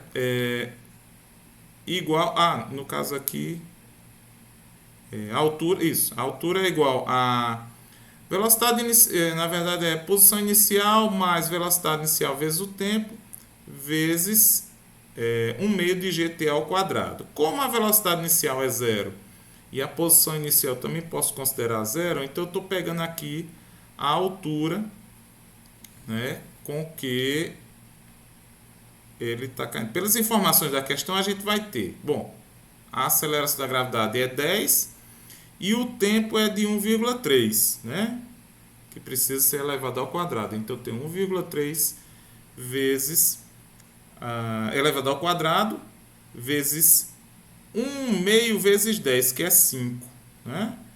Então y é 8,45. Eita, gente, eu vi, sabe o que é que eu vi agora? Eu vi que eu respondi a questão com a altura. Eu me atrapalhei aqui. Vou ficar devendo isso aqui para vocês. Aqui, na verdade, eu determinei foi a altura que ele chegou que ele caiu. Eu me atrapalhei. A velocidade, gente, sabe quanto é que vai ser? Eu vou falar aqui para vocês, depois eu tento colocar. A velocidade com que ele vai chegar ao solo vai ser igual a raiz quadrada, e dentro da raiz quadrada é 2 vezes g vezes h, tá? Onde h vai ser essa altura aqui, tá certo? Mas também tem como eu encontrar a velocidade a partir de v igual a v0 mais g vezes t. Então a velocidade vai ser essa aceleração vezes o tempo. Vai ser 13 metros por segundo. Professor, Hum, nessa situação aí dessa fórmula que você me falou, P é igual a V0 mais A vezes T. isso. Eu poderia substituir o A pelo G por causa da gravidade, que é a aceleração que ele está me dando? Pode sim. Inclusive a expressão é essa. Eu que me atrapalhei aqui, não sei por quê. Eu calculei foi a altura aqui. Mas a expressão é essa que você mencionou. V igual a V0 mais G vezes T. Onde G é 10, o tempo é 1,3 e a velocidade inicial é 0, porque como ele estava preso e começa a cair, a velocidade inicial é 0, tá certo, gente? Então, vocês ignorem essa resposta aqui. E aí eu tenho 1,3 vezes G, que dá 13 metros por segundo, tá bom? Desculpem aí, me atrapalhei geral aqui. O senhor vai disponibilizar essa aula? Ou não está gravando ela? Assim que terminar aqui eu já vou colocar lá no Pronto. SIGA, tá certo? Pronto. Um corpo de massa igual a 15 kg move-se pela ação de uma força resultante F, com aceleração de 4 metros por segundo. O modo da força resultante, esse aqui não tem nem graça, né? Porque força igual a massa vezes a aceleração, é pegar a massa, multiplicar pela aceleração e encontrar a força. Não tem nem o que fazer. Essa daqui não, essa daqui já tem um monte de coisinha para fazer, né? Então vamos lá. Motorista e seu trator perfazem uma massa de 2.500 kg, movimentando-se em uma estrada de terra retilínea. O motorista aplica os freios durante 4 segundos, parando em um cruzamento. Sendo a força de frenagem igual a 350 N, encontra. Então vamos lá. A aceleração aplicada ao carro através dos freios em metros por segundo ao quadrado, tá, gente? Faltou o quadrado aqui. O módulo da velocidade do carro no instante que foi iniciada a frenagem, a distância percorrida pelo carro durante a frenagem e letra D, o trabalho executado sobre o trator pela força de frenagem. Então, aceleração, velocidade, distância e trabalho. Então, vamos lá por partes. Como eu tenho... Bom, aí, exatamente, como é que eu vou encontrar a aceleração se eu não tenho velocidade, só tenho tempo aqui? Então, não é pela expressão da aceleração. Deve ser por outra que contém a aceleração. Bom, como eu tenho a massa e a força, se eu pegar a expressão da força, que é massa vezes aceleração, eu encontro a aceleração dividindo a força pela massa. É exatamente o que a gente vai fazer. Tem um detalhe aqui, gente, que essa força, como é uma força de frear, para frear o carro, a gente considera ela negativa, tá certo? Porque vai ser uma aceleração que vai diminuir a velocidade, tá bom? Então, só colocar um menos aqui, eu vou ter uma aceleração de menos 350 dividido por 2.500 kg, que eu vou encontrar uma aceleração de menos 0,14 metros por segundo ao quadrado. E aí, pessoal, tomem cuidado quando vocês forem colocar essas unidades, tá certo? Para elas não virem erradas. Na letra B, o módulo da velocidade no instante em que foi iniciada a frenagem. Então, para encontrar isso, né, a gente vai ter o seguinte, considerar algumas coisas. A velocidade final é 0, porque ele diz que os freios são aplicados durante 4 segundos, parando. Né? O motorista vai fazer o trator parar. Parou é a velocidade final. Né? O tempo é 4 segundos e a aceleração, como a gente disse aqui, que a gente encontrou, é de menos 0,4. Então a gente usa... Pronto, gente. É essa mesma expressão da número 5, né? Essa expressão do movimento retilíneo uniformemente variado. Velocidade é igual à velocidade inicial, velocidade final aqui, né? Igual à velocidade inicial mais a aceleração vezes o tempo. Então eu tenho que a velocidade inicial é 0, a final é 0, a inicial é que eu quero encontrar, a aceleração que é menos 0,14 e o tempo que é 4. Então eu multiplico isso aqui e passo isso para o segundo membro, né? 0,14 vezes 4 dá 0,56. Como eu passo para o segundo membro, ela vem positiva, tá certo? A letra C, ela diz assim: a distância percorrida pelo carro durante a frenagem pode...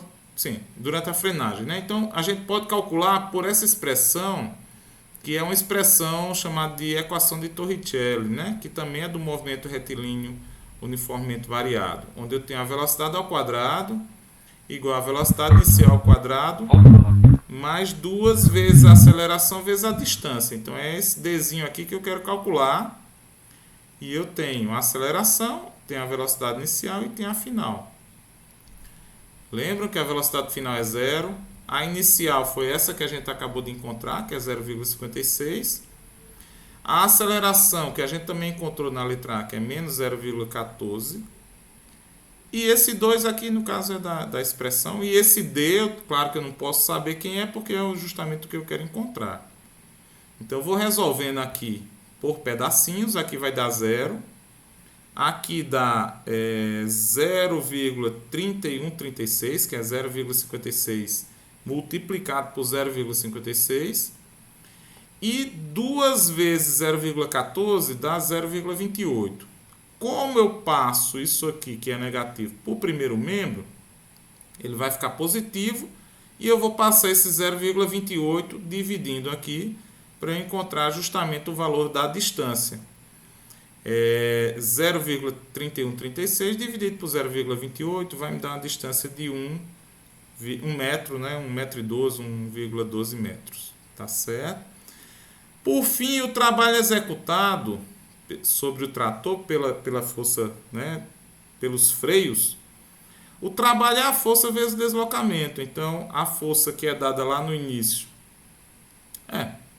Você tinha a força que podia jogar logo direto lá, né? Ou você pode encontrar a força multiplicando 2.500, a massa vezes a aceleração, né? E multiplicando também pela distância, tá certo?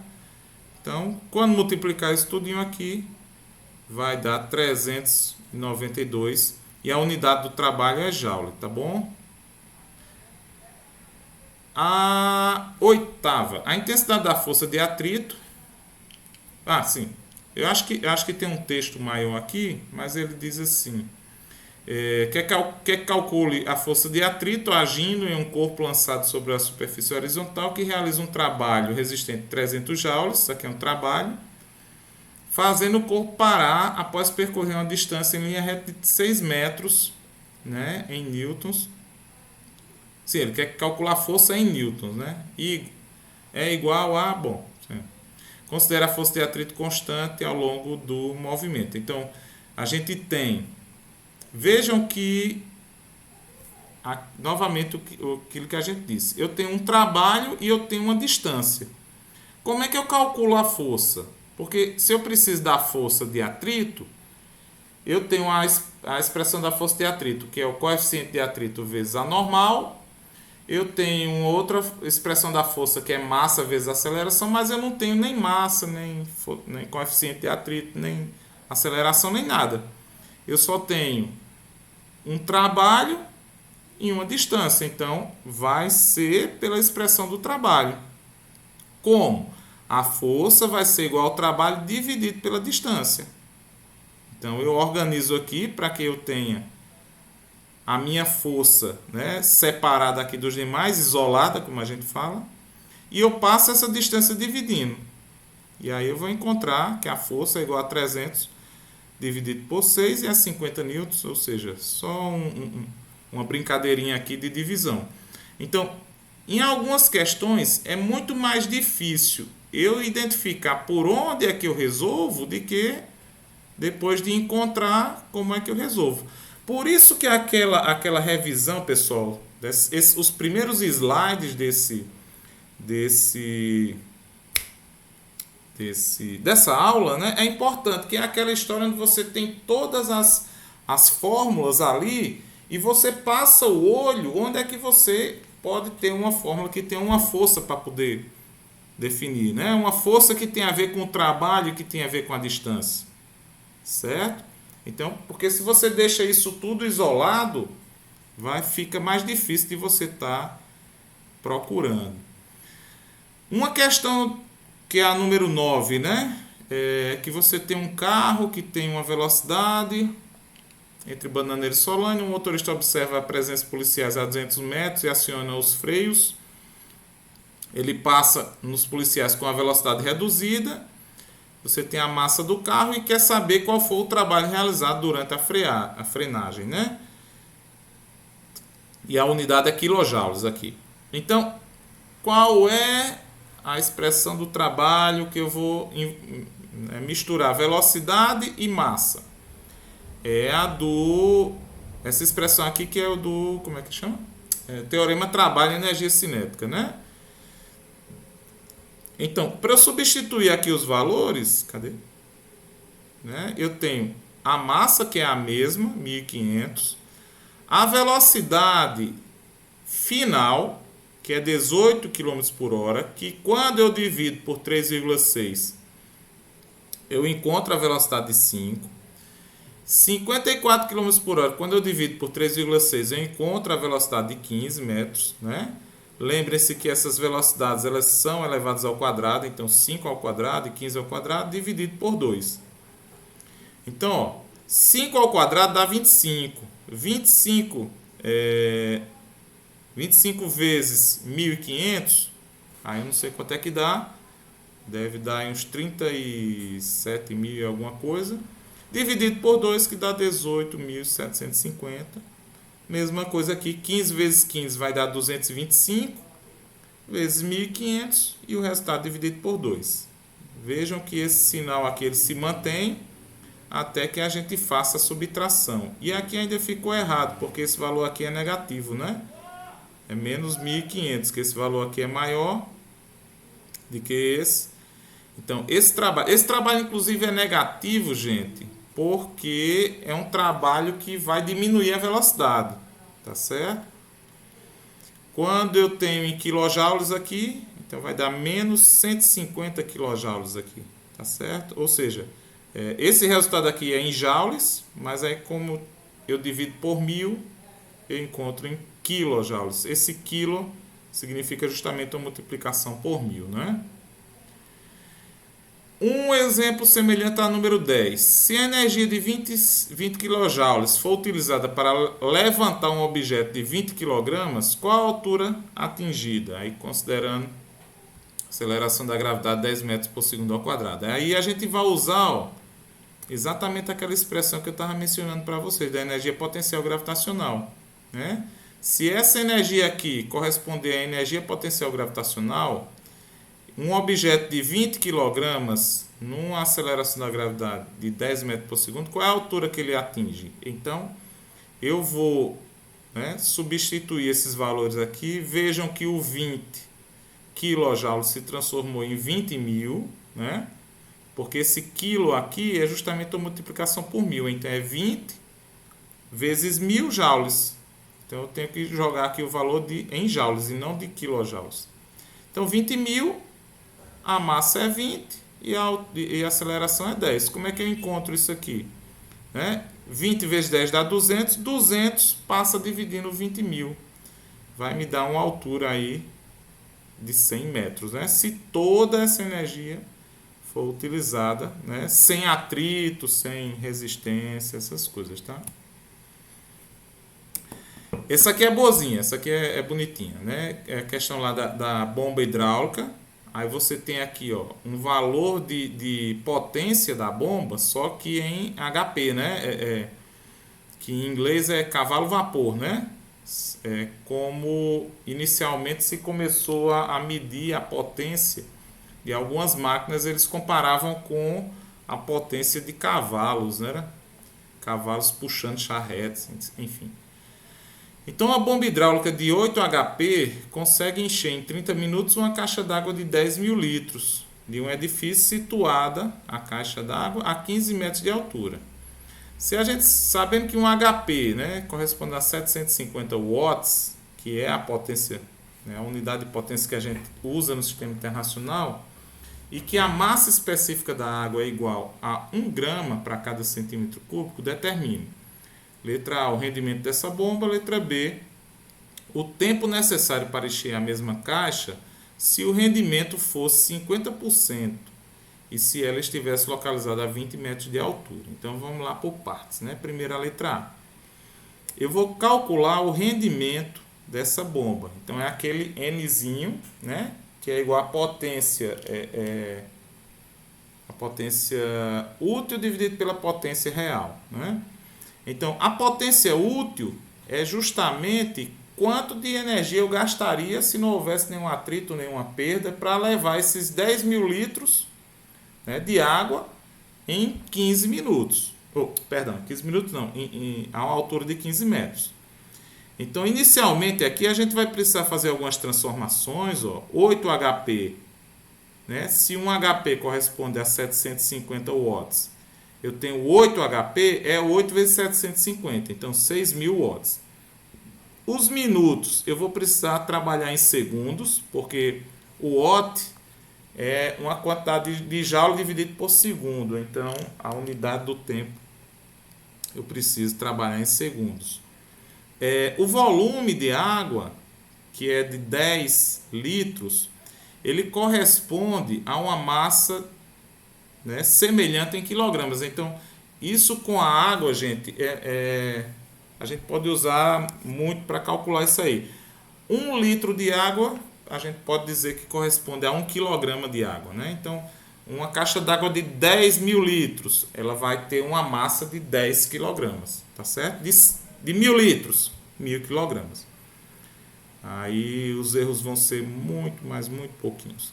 E a altura que eu sei que é de 15 metros. Então vamos lá. Primeiro a gente calcula a energia necessária para elevar essa massa de água, 10 mil quilogramas, a 15 metros de altura. Então é exatamente a mesma expressão que a gente usou ainda agora. A energia potencial gravitacional, massa vezes gravidade vezes altura. 10 mil vezes a gravidade, que é 10. Não, acabou que nem apareceu aqui, tá, gente? Mas vocês podem utilizar a aceleração da gravidade como sendo 10 metros por segundo ao quadrado. E a altura, que é de 15. Isso vai me dar uma energia potencial gravitacional de 1.500.000 joules, tá? Esse valor aí vai ser o da potência útil, tá certo? Vai ser o valor lá de cima da fração correspondente ao rendimento. E agora a gente vai calcular quanto de energia essa bomba realmente gastou nesses 30 minutos, né? Então a bomba ela é de 6.000 watts, tá? E ela ficou funcionando durante, cadê? 30 minutos. Eu botei 15 aqui, mas é 30, né? Que na verdade são esses 900 segundos aqui, né? Aqui eu botei 15, mas está errado, são 30 minutos.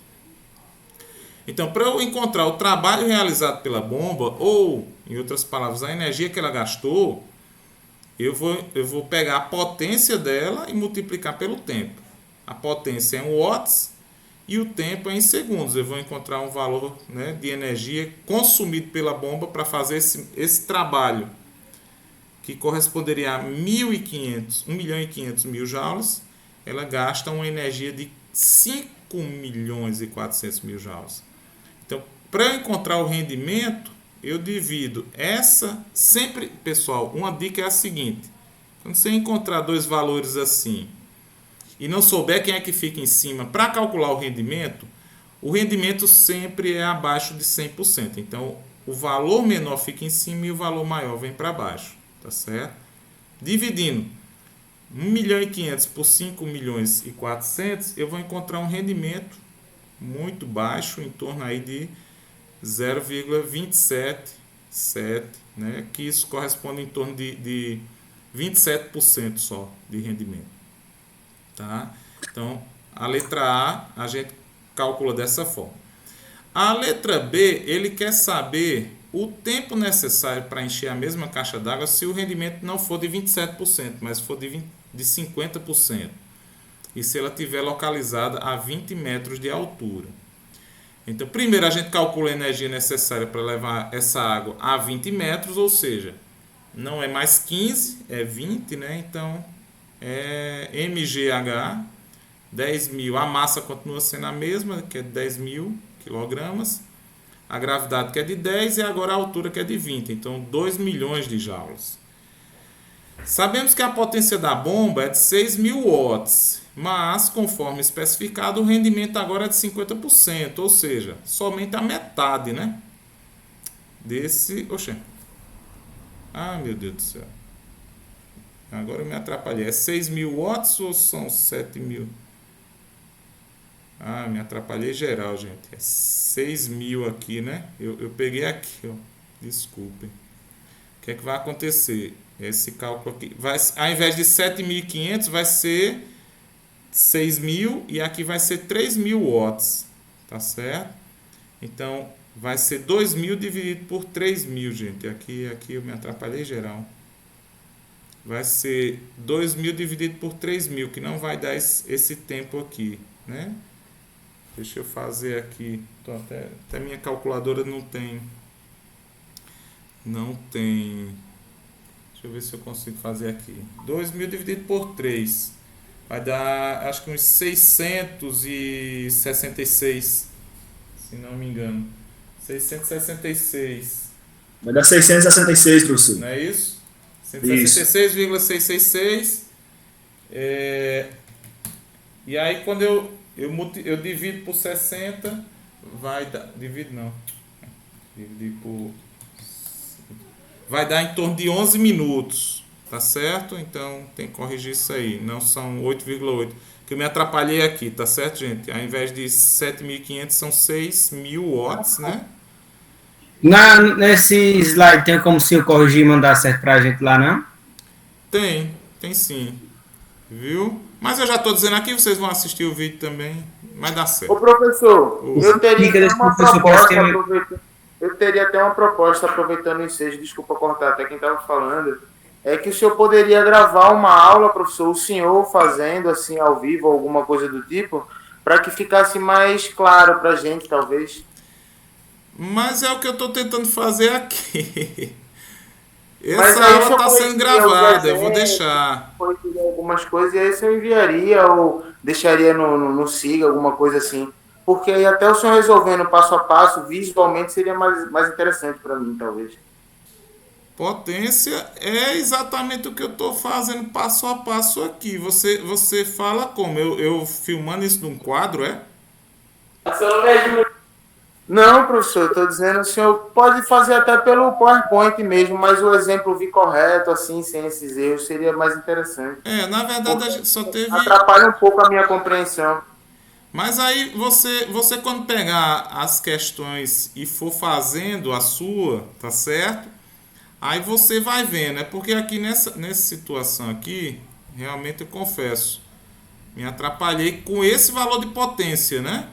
Mas se você botar os 6.000 aqui, que aí no caso não vai ser nem 6.000, vai ser um valor lá de vocês, e multiplicar, né, por 0,5, que na verdade é a metade, você coloca seu valor aqui correto, tá certo?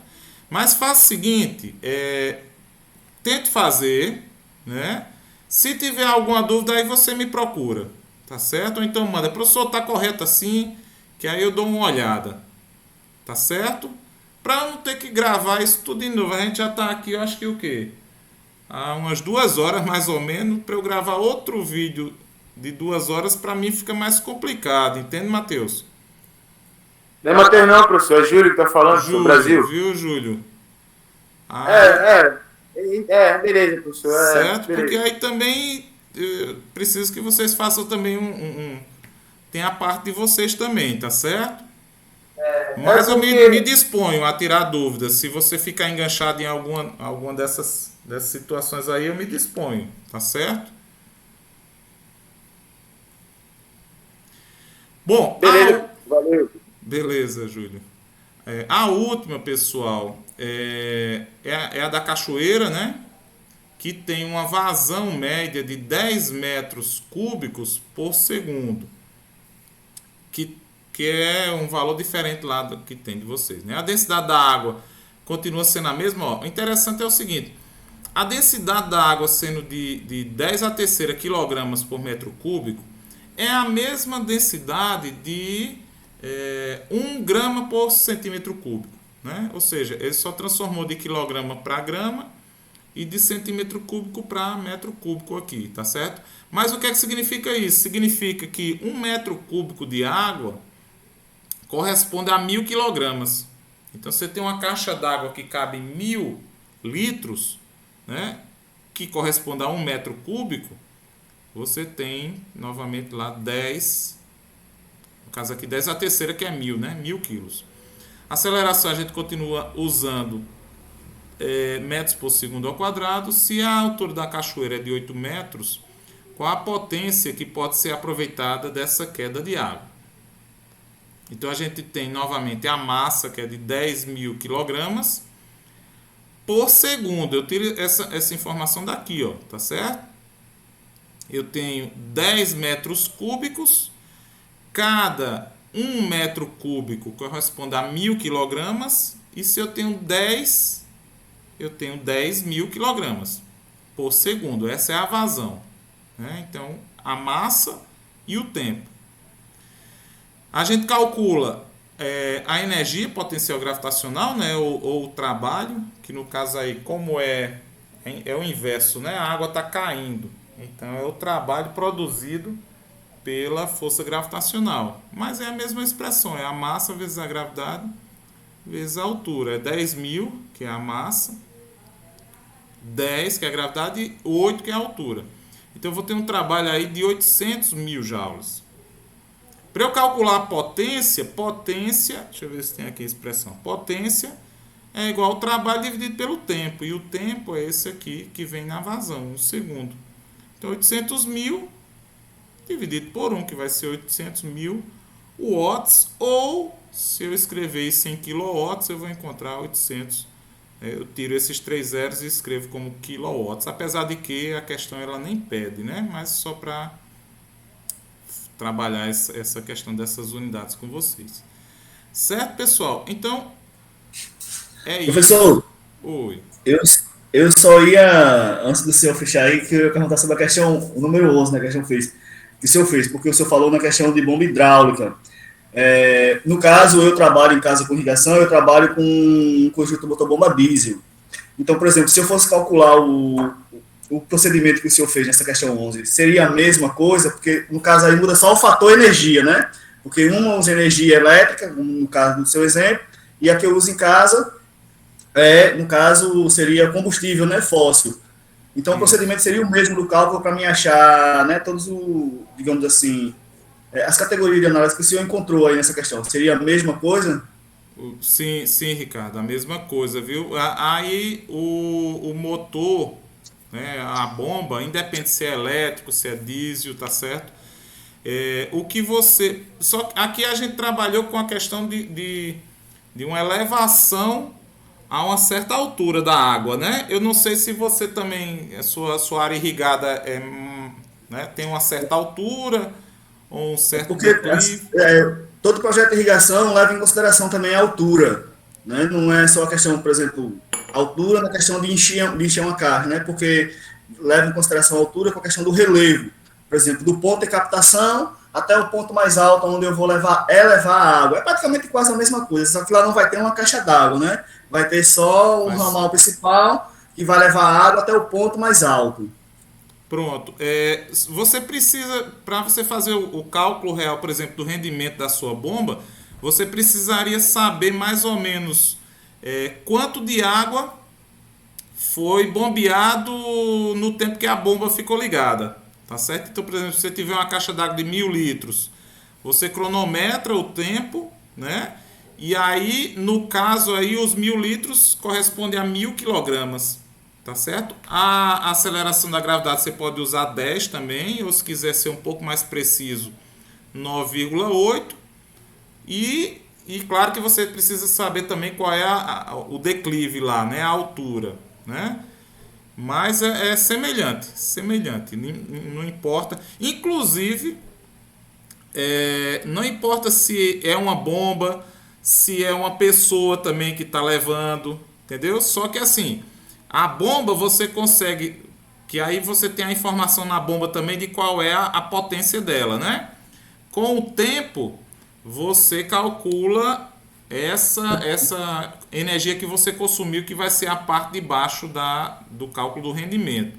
Mas você também consegue fazer com, por exemplo, a eficiência de uma pessoa. Só que aí você precisaria saber quanto de energia a pessoa está gastando durante todo o tempo carregando esse balde numa cabeça, levando. Tudo se aplica, entendeu? Certo, certo. No caso, lá em casa, seria, por exemplo, do ponto de captação até o ponto mais alto, são 500 metros de altura, né? O relevo, né?